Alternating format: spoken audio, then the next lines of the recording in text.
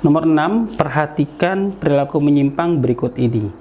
Sadam mengikuti kursus fotografi saat liburan semester. 2. Aisyah memilih menjadi seorang pembalap mobil. 3. Taufik lulusan Fakultas Hukum UI berprofesi sebagai pengacara bagi orang-orang yang tidak mampu. Contoh perilaku menyimpang di atas berdasarkan sifatnya adalah jenis penyimpangan. Baik, kali ini kita membahas tentang apa yang dalam sosiologi disebut dengan istilah penyimpangan sosial. Penyimpangan sosial oleh salah satu definisi disebutkan sebagai perilaku yang oleh sebagian besar orang dianggap tercela atau tidak terpuji. Nah, tentu saja secara sederhana kita juga bisa memahami bahwa penyimpangan sosial adalah perilaku yang melanggar dari norma-norma yang berlaku. Nah, adapun pertanyaan yang kita lihat di soal ini adalah terkait dengan apa yang disebut sebagai sifat penyimpangan sosial. Sehingga dengan membaca pertanyaan bahwa sifat penyimpangan sosial, maka kita hanya memiliki dua alternatif jawaban sebagaimana penjelasan bahwa sifat penyimpangan sosial itu yaitu positif atau negatif. Nah, istilah penyimpangan positif sebenarnya kita bisa jelas melihat setidaknya dari 3 pernyataan tersebut. Mungkin yang paling kentara menurut hemat saya adalah di poin yang kedua, ketika Aisyah sebagai seorang perempuan memilih menjadi seorang pembalap yang kita tahu ini menjadi profesi yang biasanya digeluti oleh atau hanya atau sebagian besar laki-laki. Nah, dari sinilah kemudian kita melihat penyimpangan, setidaknya penyimpangan gender. Namun, penyimpangan gender tentu saja kita bisa memahami sebagai sebuah proses bagian dari adaptasi perubahan sosial budaya.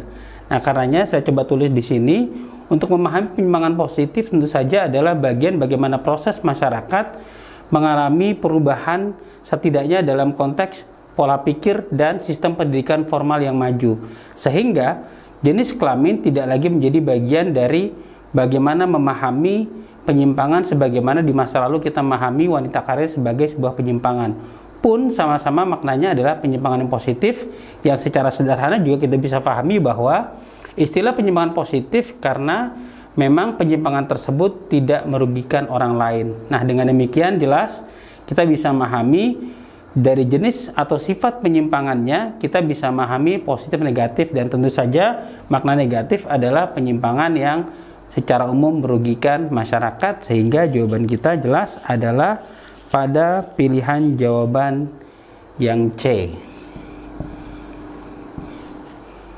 Nomor 7, ada sebuah ilustrasi gambar di mana kita ditanya berdasarkan gambar tersebut dampak positif dari hubungan sosial adalah, tentu saja hubungan sosial dimaksud itu adalah interaksi sosial.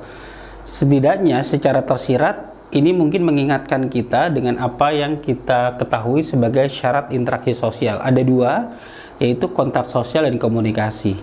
Nah, adapun gambar yang saya maksud ini mungkin relevan dengan apa yang kita ketahui juga bahwa kontak sosial dibagi 2, yaitu primer dan sekunder. Primer, sebagaimana juga kita semua tahu, ini adalah bentuk interaksi face to face atau tatap muka. Nah, sementara sekunder dibagi 2 kembali menjadi istilah sekunder langsung yang di dalamnya menggunakan alat, sementara yang sekunder tidak langsung itu adanya perantara atau pihak ketiga. Nah, kita bisa memilih alternatif jawaban yang tentu saja terkait dengan ilustrasi gambar tersebut. Nah, tentu saja kita memahami bahwa kita disajikan sebuah gambar di mana itu menjadi bagian dari alat-alat komunikasi. Nah, tentu saja kalau kita pilih mana yang lebih relevan, kaitannya tentu sulit rasanya membayangkan bahwa hubungan tersebut itu menggambarkan semakin eratnya hubungan, karena kita nggak melihat bagaimana frekuensi hubungan di antara mereka, sebagaimana mungkin juga kita bisa melihat bahwa hubungan itu atau komunikasi antar sama anggota masyarakat akan semakin lancar. Tentu saja kita bisa melihat faktor yang dimaksud bagaimana proses interaksi itu lancar, sementara dengan kita memahami bahwa ini bagian dari proses interaksi sekunder langsung karena menggunakan alat sebagaimana digambar, tentu setidaknya jawaban yang paling relevan itu adalah semakin cepatnya hubungan sosial antar anggota masyarakat. Kita tahu tentu saja alat itu memudahkan masyarakat untuk efektif atau secara cepat bisa berinteraksi atau berkomunikasi, sehingga jawaban kita yang paling relevan itu adalah yang D. Nomor 8, Putri sering meminjam uang kepada pamannya, bibinya, dan kerabat lainnya yang ia kenal. Uang pinjamannya biasanya ia gunakan untuk membiayai hidupnya yang cenderung mewah. Putri melakukan hal itu karena berteman-teman dengan temannya yang memiliki gaya hidup mewah. Faktor penyebab terjadinya perilaku penyimpangan tersebut adalah penyimpangan sosial yang kita lihat ilustrasinya adalah penyimpangan sosial yang terkait dengan gaya hidup atau bagaimana sebuah perilaku yang mungkin di luar kebiasaan masyarakat pada umumnya. Nah, dari sini soal menanyakan tentang apa yang menjadi faktor penyebabnya. Di dalam sosiologi setidaknya ada 2 poin terkait dengan lahirnya sebuah perilaku menyimpang. Yang pertama adalah yang kita kenal dengan istilah sosialisasi tidak sempurna. Nah, sosialisasi tidak sempurna, sebagaimana saya buat kata kunci di sini, yaitu adalah perilaku menyimpang yang merupakan bagian dari proses sosialisasi yang tidak sempurna, di mana agen sosialisasi yang di dalamnya adalah keluarga memberikan kontribusi terhadap lahirnya sebuah proses perilaku menyimpang. Sebagai contoh misalnya, kenakalan remaja sebagai bagian dari kurangnya perhatian orang tua, maka disinilah kemudian kita melihat bagaimana fungsi sosialisasi tersebut tidak berjalan sebagaimana mestinya. Setidaknya kata-kata sosialisasi tidak sempurna menjadi bagian dari tidak berfungsinya salah satu poin penting dari fungsi keluarga, yaitu sosialisasi. Sehingga latar belakang masalah keluarga di sini menjadi kata kunci yang bisa kita ingat terkait dengan istilah sosialisasi tidak sempurna tersebut. Nah, yang kedua adalah sosialisasi sub budaya menyimpang. Nah, di sini perilaku muncul atau perilaku penyimpangan lahir dikarenakan karena faktor lingkungan sosial. Nah, tentu saja kaitan dengan faktor lingkungan sosial ini secara spesifik adalah sebagaimana istilah sub budaya menyimpang tersebut, yaitu adanya kelompok-kelompok yang menganut nilai menyimpang.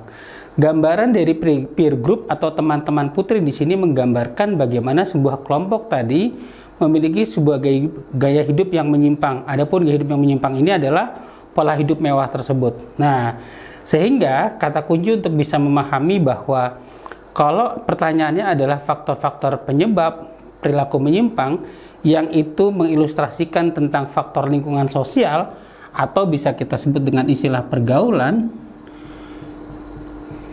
maka dari sinilah kemudian faktor yang disebut sebagai sosialisasi sub budaya menyimpang ini menjadi jawaban yang relevan. Sehingga dari alternatif jawaban diberikan, tentu saja kita bisa melihat jawaban yang tepat adalah hasil proses sosialisasi sub budaya menyimpang dari teman sebayanya. Nah, dengan demikian jawaban kita adalah yang A.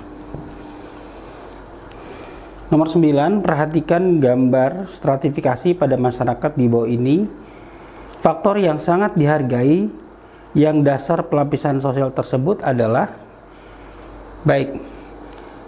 adapun menjadi faktor di dalam stratifikasi, tentu kaitannya adalah bagaimana stratifikasi sebagai sebuah sistem di mana setiap anggota masyarakat ditempatkan pada kelas sosial tertentu menggunakan dasar. Hemat saya, dasar ini adalah ukuran, kriteria atau variabel yang digunakan masyarakat di mana anggotanya ditempatkan pada strata, tingkatan, pelapisan atau kelas sosial tertentu.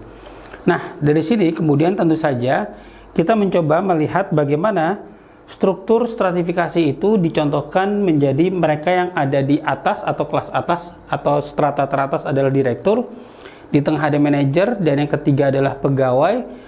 Dengan demikian maka kita ingin menyimpulkan bahwa apa yang menjadi dasar, sekali lagi ukuran, kriteria atau variabel yang digunakan dalam ilustrasi stratifikasi yang kita bisa bayangkan ini ada pada sebuah perusahaan atau struktur organisasi di perusahaan, maka kita melihat opsi jawaban yang relevan tentu saja adalah kita bicara tentang kewenangan.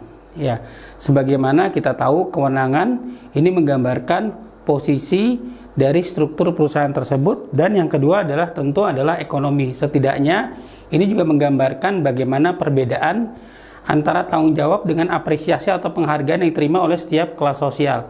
Artinya penghasilan misalnya tentu saja menjadi hak istimewa yang diterima oleh mereka yang di kelas atas, berikut secara proporsional berbeda dari atas ke bawah dengan memahami terdapat perbedaan income atau pendapatan di antara mereka. Dan tentu yang paling tinggi adalah dicerminkan dari mereka yang ada di kelas atas, sehingga jawaban kita kaitannya dengan yang D, yaitu kekuasaan dan ekonomi. Nomor 10, pemerintah Suriah dan kelompok pemberontak telah cukup lama terlibat konflik kekuasaan. Banyak jatuh korban rakyat yang tidak berusaha terhadap konflik mereka. Menjelang bulan Ramadan, mereka sepakat menghentikan konflik sementara untuk menghormati bulan Ramadan dan agar rakyat lebih berkonsentrasi kepada ibadah. Cara pengendalian konfliknya adalah cara pengendalian konflik tentu apa yang di dalam konteks interaksi kita sebut dengan istilah akomodasi. Atau ya tentu saja akomodasi adalah bagian dari usaha-usaha atau upaya-upaya yang dilakukan untuk menyelesaikan konflik. Nah, adapun yang menjadi poin pertanyaannya adalah yang kita pahami sebagai bagian dari bentuk-bentuk akomodasi. Nah, disinilah kemudian tentu saja membutuhkan kedalaman informasi karena kita mendapati sejumlah bentuk-bentuk akomodasi setidaknya yang kita bisa lihat sebagai alternatif jawabannya di nomor 10 ini. Kita lihat. Yang pertama, segregation tentu maknanya adalah segregasi, di mana pengertian yang paling sederhana adalah bagaimana kedua belah pihak dipisahkan dalam rangka mengurangi ketegangan.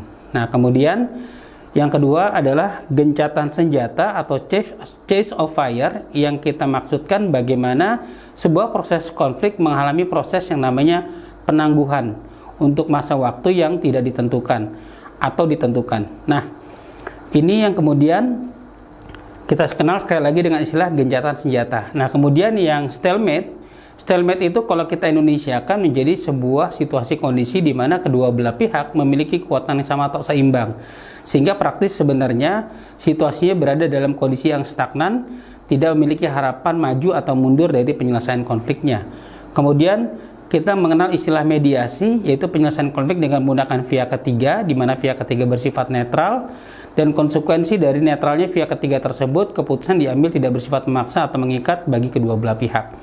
Nah, yang terakhir kita mendapati kata konversi, di mana konversi itu adalah bentuk akomodasi di mana salah satu pihak mengalah. Nah, tentu saja dengan ilustrasi bahwa terjadinya kesepakatan untuk menghentikan konflik sementara, setidaknya itu menjadi kata kuncinya, maka ini yang kita sebut tadi dengan istilah bagaimana sebuah proses konflik ditangguhkan untuk masa waktu yang ditentukan atau tidak ditentukan. Maka dengan demikian jawabannya adalah yang B, case of fire, yang makna dalam Indonesianya kita sebut dengan istilah gencatan senjata. Dengan demikian jawaban kita adalah yang B.